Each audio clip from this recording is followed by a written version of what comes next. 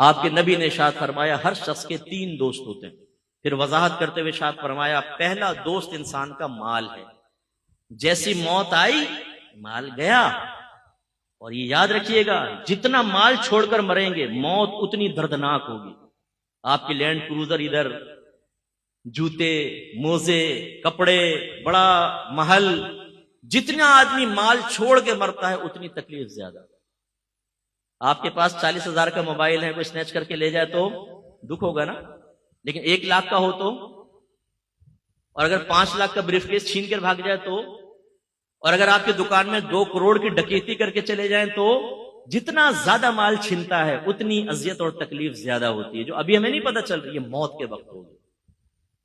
لیکن ہم اس مال کے لیے جس کو ہم چھوڑ کر جائیں گے تو اولاد بعض اوقات نافرمانی میں خرچ کر کے ہمارے لیے گناہ جاریہ کرتی رہے گی، کیونکہ تربیت تو ہوتی نہیں، اور چھوڑ کر ہی جانا ہے. اس کے لیے چاہے جھوٹ بولنا پڑے، فراڈ کرنا پڑے، وراثتیں دبانی پڑے، رشوتیں لینی پڑے، دھوکہ دینا پڑے، حتیٰ کہ قتل تک کروانا پڑے. مروا دیتے ہیں لوگوں کو پیسے کے لیے، لیکن یہ مال حاصل ہو جائے.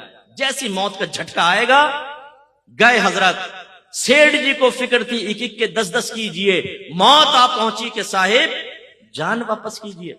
بنی اسرائیل کے ایک بہت سیٹ آدمی تھا، اس نے بڑا محل بنایا، بڑا مال جمع کیا، تخت کے اوپر پاؤں رکھ کر سوچنے لگا کہ اب تو میری 7 نسلیں بھی بیٹھ کے کھاتی رہے تو کمانے کی ضرورت، اتنا مال جمع کر لیا. اچانک محل کا دروازہ بجا. اس نے خادم سے کہا جا کر دیکھو کون جاہلانہ طریقے سے بجا رہا ہے. وہ گئے تو دیکھا پورے پھٹے پرانے حال میں فقیر کھڑا ہے. انہوں نے کہا کیا بات ہے؟ کہا اپنے مالک کو میرے پاس بلاؤ. کہا کہ تیرا دماغ خراب ہے، ہمارا مالک تیرے پاس آئے گا، بھاگ یہاں سے. اندر گئے. مالک نے پوچھا کون تھا؟ یہ حضور ایک فقیر تھا، آپ کو وہاں بلا رہا تھا. میں مجھے؟ تم نے مزہ نہیں چکھایا اس کو؟ پھر دروازہ زور سے بجا. خادم بھاگ کر گئے. کہنے لگے بھائی تو کیوں نوکری سے نکلوائے گا ہمیں؟ کیا چاہتا ہے؟ اس نے کہا اپنے مالک سے کہو میں ملک الموت علیہ السلام ہوں، اس کی روح قبض کرنے کے لیے آیا. او خادم کانپ گئے اندر. وہ آقا نے دیکھا، بولا کیا ہوا تمہاری حالت خراب کیوں؟ کہا حضور باہر تو ملک الموت علیہ السلام آپ کو لینے آئے. وہ بھی کانپ گیا. کہنے لگا ان سے کہو کسی اور کو لے جائے میری جگہ.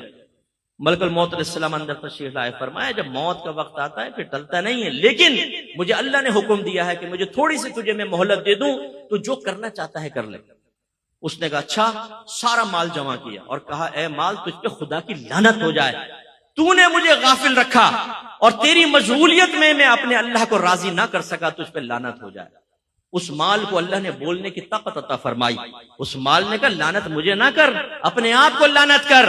اگر تو مجھے اچھے انداز سے کما کر اللہ کی رضا میں خرچ کرتا میں تیرے کام آتا. تو نے غلط طریقے سے خرچ کیا اور جمع کیا، تیرا نقصان ہے. میری وجہ سے تو نے عزتیں پائیں. تو اس وقت بادشاہوں کے دربار میں چلا جاتا تھا جب دینداروں کو وہاں سے ہٹا دیا جاتا تھا. اس مال سے تو نے عیش کیا ہے، اپنے آپ کو ملامت کر. اور پھر حدیث روایت میں آتا ہے کہ ملک الموت علیہ السلام نے اس کی روح قبض کی اور وہ پہاڑوں کے برابر اپنی دولت کو دیکھتا ہوا مر گیا. بے فکر رہیں، یہ عنقریب اعلان ہوگا. مفتی اکمل صاحب کا انتقال ہو گیا، فلاں کا انتقال سنتے ہیں نا ہم. آپ کا میرا بھی مسجد کے مائک پہ اعلان ہو رہا ہوگا. ہم نے کون سا ایسا آب حیات خضر علیہ السلام سے لے کر پی لیا کہ ہمیں موت نہیں آئے گی، محلے والے مر جائیں گے ہم بچیں گے؟ بہت جلد موت آنے والی ہے. اس لیے اپنا محاسبہ کریں، اپنا احتساب کریں. جو شادی شدہ ہیں اپنی لائف کو شریعت کی طرف لے کر آئیں اور تقاضائے شریعت کو پورا کریں تو نجات ہوگی.